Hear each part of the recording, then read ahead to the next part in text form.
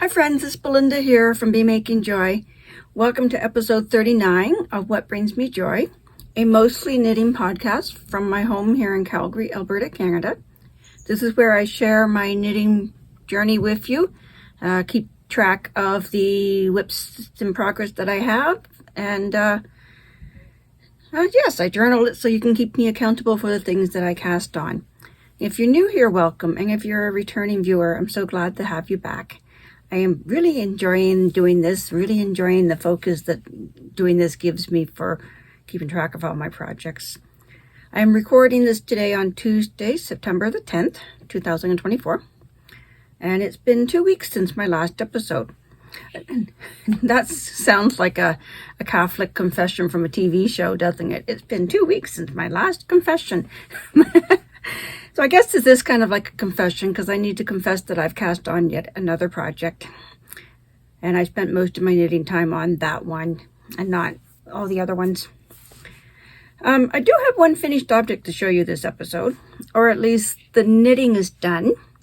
What are your thoughts? Can I count it as an FO when I've finished the knitting, or do I need to finish the weaving in the ends and the adding the buttons and such before I can count it as an FO? Anyway, for now we're counting it as an FO when the knitting is finished. First I'll do a little life update. Nothing major has happened in the last 2 weeks, but we had 2 great, fabulous weekends. The weather here in Calgary has been still very warm, above average. Last week I released a short video that I called Finding Joy in Nature. It was a slideshow of shots from 2 walks that my husband and I took the first weekend in Fish Creek Park, which is the provincial park which runs through our city.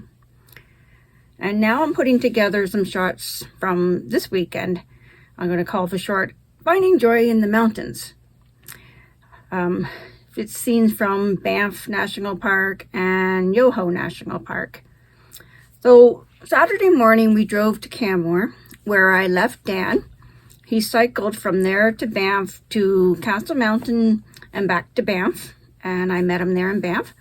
So I hung out on the hill, I was going to say, in the Cascades of Time flower garden in Banff, which is on the hill at the end of Banff Avenue. Beautiful spot, beautiful flower garden.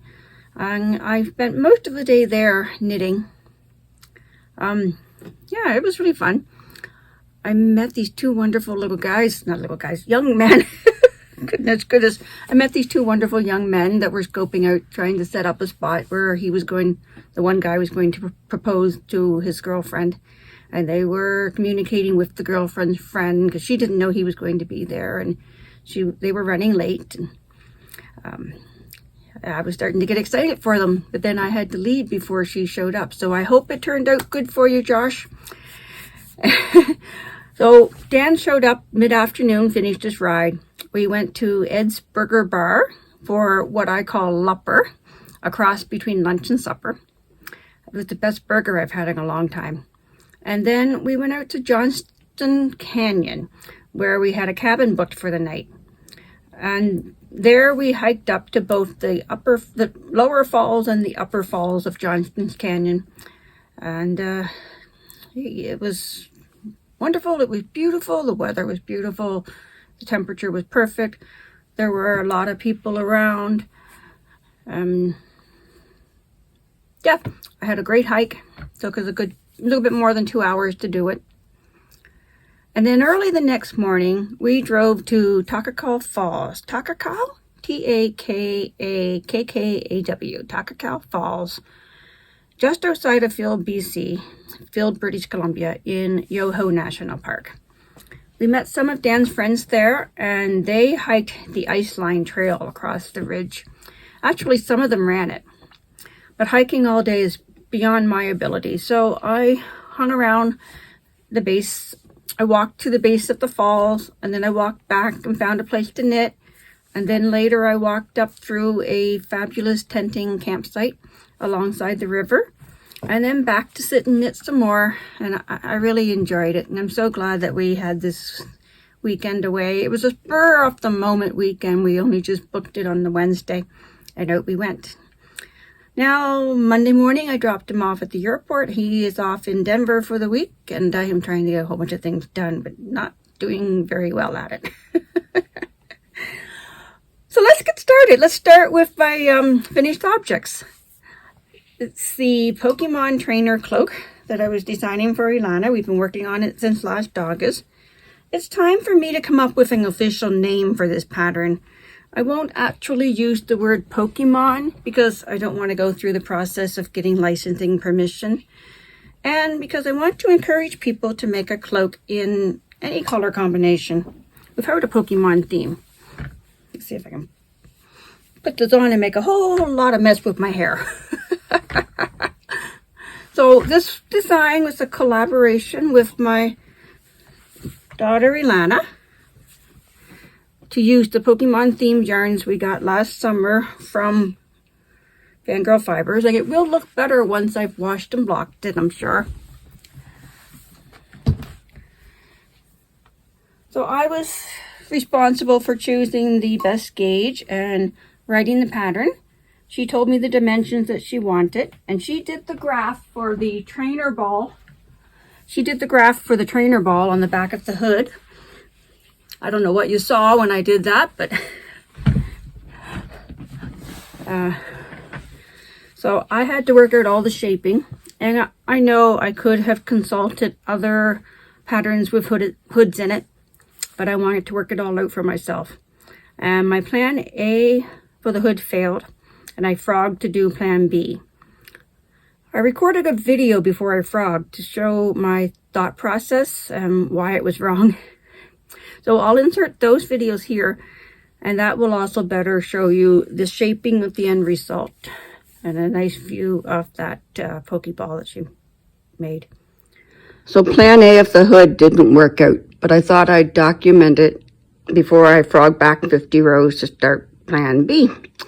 So meet Veronica, the mannequin my middle daughter bought when a clothing store was shutting down and sold off all their fixtures. So Veronica is wearing the cloak I'm designing for my younger daughter in the Pokemon themed colorway from Fangirl Fibers, along with the white, red, and black I purchased from Ancient Arts. Anyhow, the the cloak will have fake buttons down the front, and then the actual closures will be snaps. The hood, I knew within the last 10 rows that it wasn't going to work out, my plan A, but I carried on just so I could document this. So now let me get up on the step stool and show you from the top. Her graph for the Pokeball worked out quite well. The actual hood is going to be finished with a Kitchener stitch, but I just did this temporary thingy because I didn't want to cut the yarn. I just temporarily put a scrap in. Anyhow, the problem was that we wanted the hood to look like a ball. So I don't want this point. I wanted to decrease it like a hat. I thought I was decreasing like a hat. But, so I did even decreases all the way around. But really, a hood is not half a hat. So plan B, I'm going to leave these sides flat, even knitting, and do the decreasing in the back third of the hat hood. So I'm going to frog back to this point, which will be no big deal. I'll first feed my needle through this row of stitches, and then slide this out and frog her back.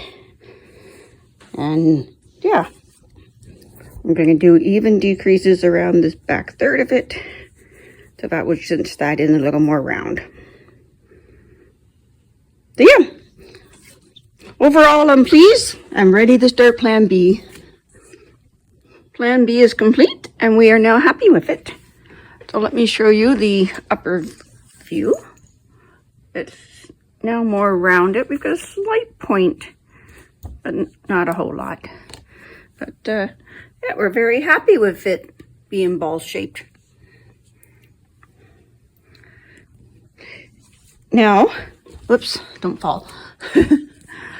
I might feed a lace through these eyelets, these increased holes. If she finds she needs to cinch it up around the neck, we'll see. She'll wear it for a bit before we decide on that. But now we're going to add trim around the armholes to match the button band, but it will be half the width. Yeah. Looking good. So I'm looking forward to making one for myself in a solid color, or maybe a solid color for the body and a contrast color for the hem and the button band. Maybe even the hood could be a contrast color. Yeah. My next step now is to weigh the finished garment before I put buttons on it, and to weigh the rest of my yarns. And those numbers should jive so I can give you a proper yardage estimate. And finalize my pattern. I'm hoping I can convince Elana to sew all the buttons on. She has a button for each color, which is a wooden button of each Pokemon. And then the actual fasteners will be a few snaps along the way on the back side of the button band. Anyway, I'm really messing up my hair doing this.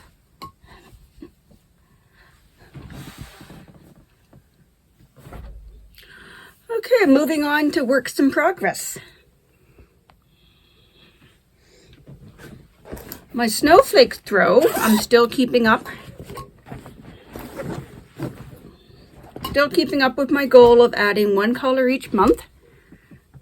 This has been my car knitting and my Zoom knitting. So September is the 9th month, so now the 9th color is now added. So the night's getting darker. This also we've been working on for quite some time, since the beginning of January. I'm using a 12 skein set that was the December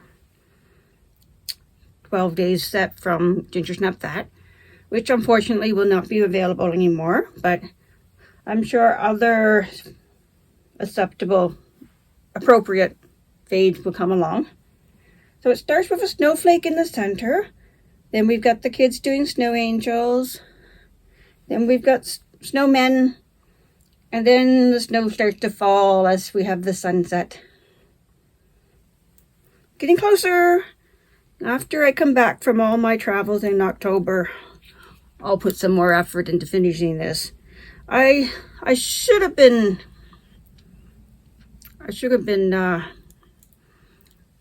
working on it more focused so that I could have a pattern release for the winter would be the appropriate time to release it. But I chose to pace myself because I had 12 other projects on the go.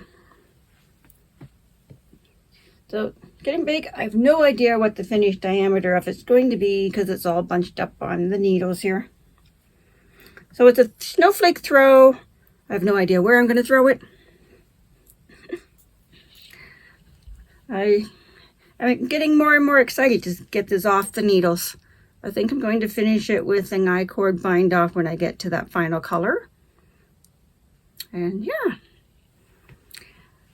Okay.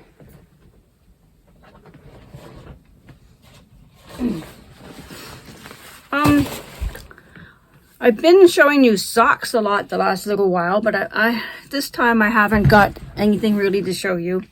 I hadn't been keeping up with my mnemonic of Saturday sock knitting because I was out and about both Saturdays. But, well, I did do a little more on my vanilla socks that I keep in my purse, but not enough to show you this time around. But I started a new project. Keeping it in my Calgary Flames bag. It's almost time for their exhibition games to start up the season. So I am doing the Midnight Fox Cowl by Simone Van Eiderstein.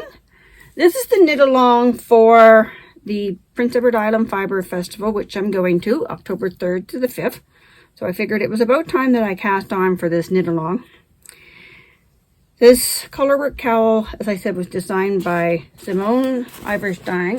I think I'll show you briefly a picture of the chart. Not close enough for you to actually give away the pattern, but Midnight Fox Cowl. Goodness, I'm a third of the way through. I am using yarns from my local yarn store, from Ancient Arts. I'm using Fiatura worsted in the color, the background color is Lapis Lazuli, which is a gemstone, and the contrast color is denim. Lapis Lazuli is the gemstone. The fiber, the yarn base is called Fiatura worsted, and I'm going to read you what they wrote about this yarn base on their website. The ultimate in decadent softness. It is the perfect yarn for a luxurious wrap or a soft cuddly sweater. The silk provides a lovely sheen and the cashmere blooms with softness, which is why we named this base Fiatura, for the lovely Italian word for bloom. So we'll see that bloom after it's washed. Fiatura is cable spun yarn. I guess I should show you the actual yarn. It's a cable spun, which gives it a structure that is perfect for a wide range of gauge options while minimalizing pilling of such superfine fibers. Now the pattern itself says it's for a DK or a light worsted. This one is going to be so warm and cuddly. So it's a Midnight Fox Cowl. The red fox is yes, it is the provincial animal of Prince Edward Island, the red fox, and it's very common there. And of course, at night, at midnight, you wouldn't see the red. So these are my midnight colors.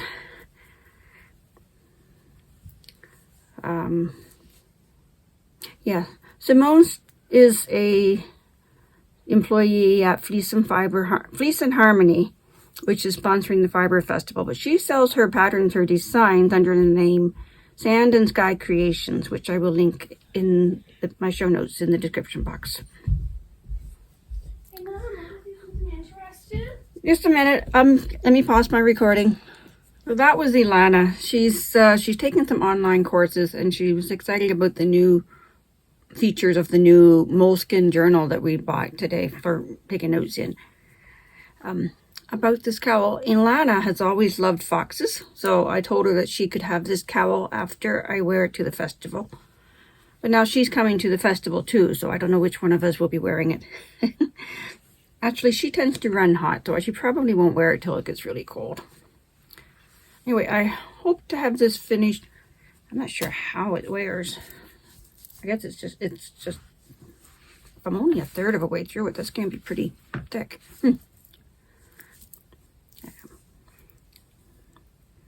Anyway, I hope to have this finished by the end of September so I can enter it into the Knit Along by Knits and Pieces. Knits and Pieces is a weekly live podcast based out of southwestern Ontario, and they do a number of knit alongs. And the one that ends on September 30th is called Try a New Designer On for Size. And this is my first time knitting a pattern by Simone, so this qualifies. So, yeah, we got the foxy legs done. Getting started into the body. The fox goes on both sides.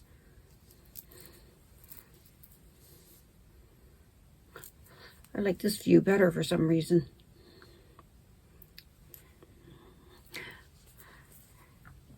Okay, so that's all I pretty much worked on the last 2 weeks. So my WIP count update. Last episode we were at 10 UFOs. I finished the cloak. I started the Midnight Fox Cowl. I'm still at 10 UFOs.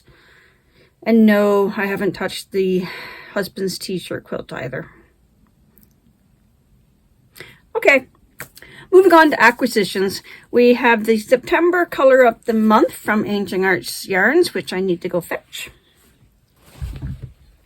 So the color of the month from Ancient Arts Yarns for September. But first I wanted to share something with you I've just noticed. They send a postcard with each order, and I've got 2 of them on my wall already, one of each side of the card facing. So I've got a collection here, and I've just noticed that those cats are hand-drawn different each time. I had never noticed that. Such fun. Caroline loves cats. Okay, so the color of the month for 2024 are all based on paintings of flowers. So this one is Quinn, Radioactive Nurseries of Enceladus. And I don't know if I'm pronouncing that correctly. I'll put a picture up here and the spelling of the word. And I'm reading from the email that she sends out to the subscribers from her newsletter. Mark Quinn, 1964, is a contemporary visual artist whose work includes sculptures, art installations, and paintings, and his passion is to change the face of contemporary art. As one of the leading members of the Young British Artists (YBA) movement, founded in 1988, Quinn came to prominence in the early 1990s. Quinn uses art to explore what it is to be human in the world today, through subjects including the body, genetics, identity, environment, and the media. His thought-provoking art often sparks curiosity and sometimes controversy. His painting, Radioactive Nurseries of Enceladus, is part of a series of work called In the Night Garden. It is a vibrant and imaginative piece of art, and as fantastical as it appears, the inspiration comes from current scientific discoveries. Enceladus is one of Saturn's moons, which has a subsurface ocean, and as such, it has the potential for hosting microbial life forms. We know that life can exist despite the presence of sunlight and oxygen, and where photosynthesis is impossible, deep below the surface of a South African mine, there are microbes which survive by living off the radioactive energy of decaying rocks. From there, a leap of imagination can lead one to speculate that there might be a fantastical and colorful garden of life on Enceladus that thrives on radioactive energy. So there's the painting, and here's the yarn. So much color.